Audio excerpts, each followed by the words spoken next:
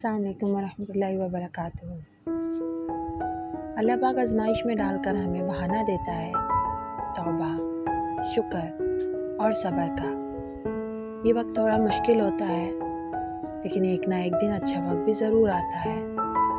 اللہ پاک کا کرم ہی ہے یہ بھی ہم پر کہ بار بار ہمیں تکلیف میں ڈال کر اپنی طرف آنے کا بہانہ دیتا ہے۔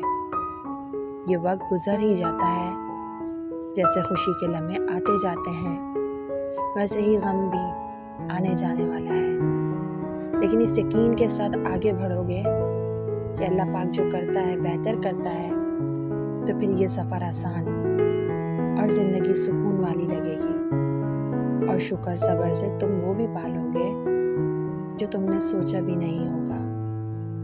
اللہ پاک ہر انسان پر اپنے کرم کی نظر زیادہ رکھتا ہے۔